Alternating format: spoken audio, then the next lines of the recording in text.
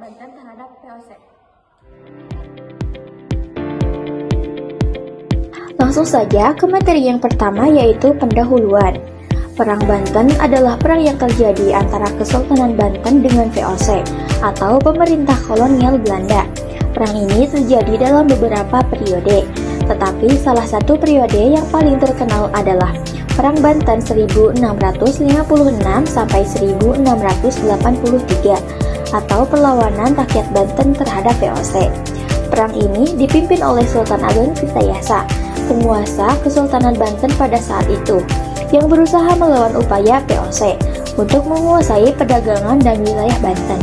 Namun, perang ini juga dapat merujuk pada pemberontakan petani Banten 1888 yang dipimpin oleh para ulama dan rakyat tani Cilegon. Lanjut ke materi yang kedua, yaitu latar belakang.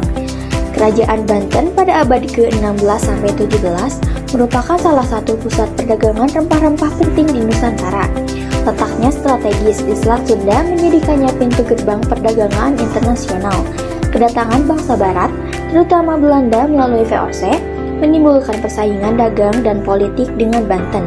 VOC ingin memonopoli perdagangan rempah-rempah, sementara Banten ingin tetap berdagang bebas dengan bangsa lain seperti Inggris, Portugis, dan pedagang Asia. Sebab umum perlawanan rakyat Banten terhadap VOC. Yang kesatu, yaitu monopoli perdagangan.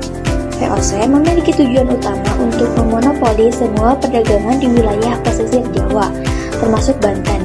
Hal ini jelas bertentangan dengan ambisi Banten untuk tetap menjadi pusat perdagangan internasional dan menguasai perdagangan rempah-rempah.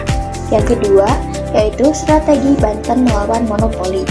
Sultan Ageng Tirtayasa berusaha memulihkan Banten sebagai bandar perdagangan internasional dengan mengundang perdagangan dari Eropa seperti Inggris, Prancis, dan Denmark, serta menjalin hubungan dagang dengan bangsa lain seperti Cina, India, dan Persia.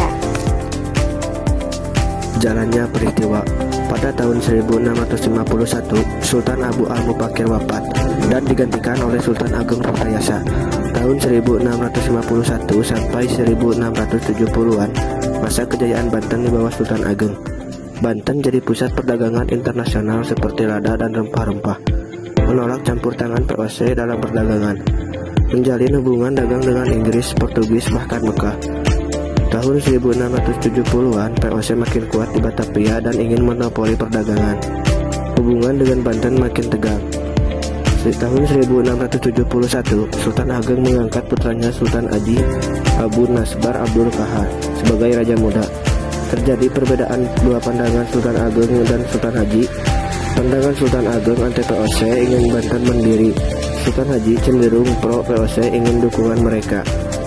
Pada tahun 1677, VOC membantu Sultan Haji dalam konflik melawan ayahnya. VOC memberi senjata, pasukan, dan dukungan logistik. Pada 1680 sampai 1682, perang saudara pecah di Banten. Sultan Ageng bersama rakyat dan ulama menentang VOC dan Sultan Haji. Sultan Haji dibantu penuh VOC.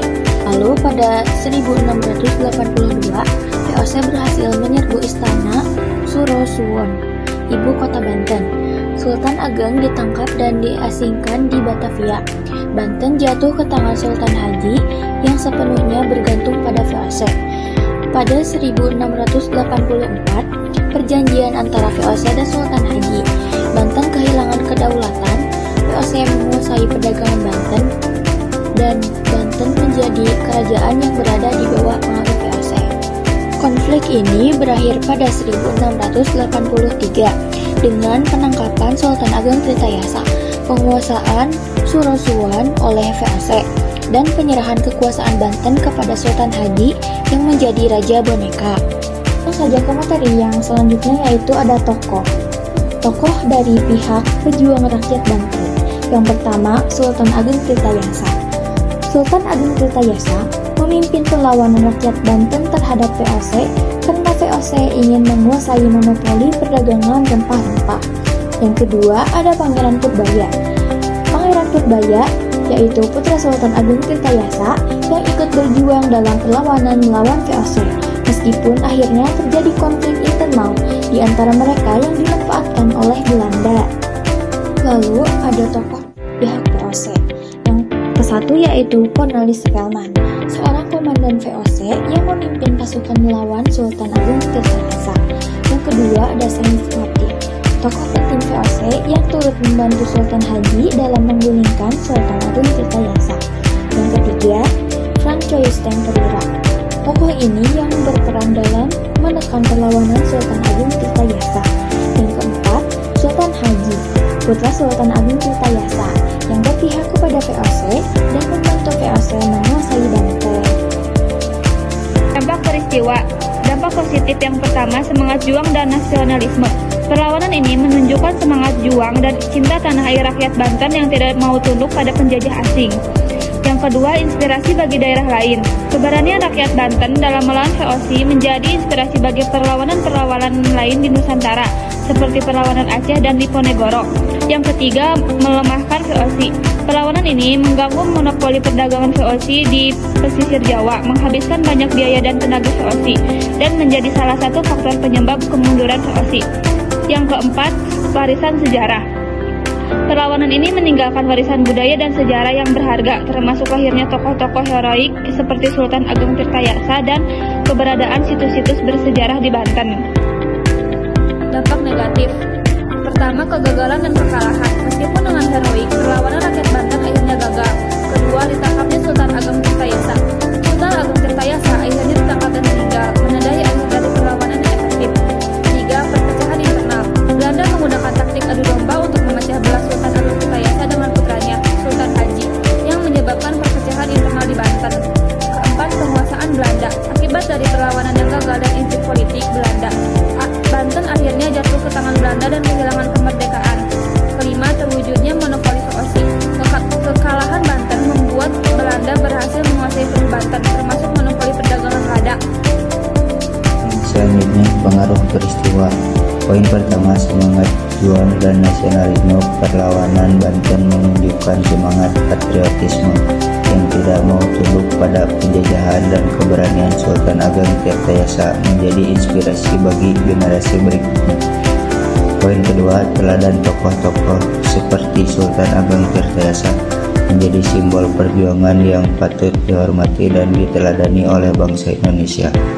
Poin ketiga, warisan budaya dan sejarah. Peristiwa tersebut meninggalkan jejak sejarah yang dapat dilihat hingga kini seperti Istana Surosowan, Masjid Agung Banten, dan Banteng Spilwik yang menjadi saksi bisu dari perjuangan tersebut.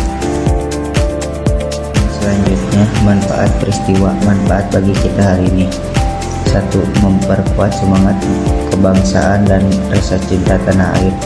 2. Menumbuhkan kesadaran untuk menjadi kedaulatan dan kemerdekaan bangsa.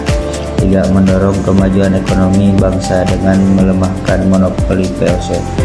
4. Melestarikan nilai perjuangan dan budaya yang diwariskan rakyat Banten.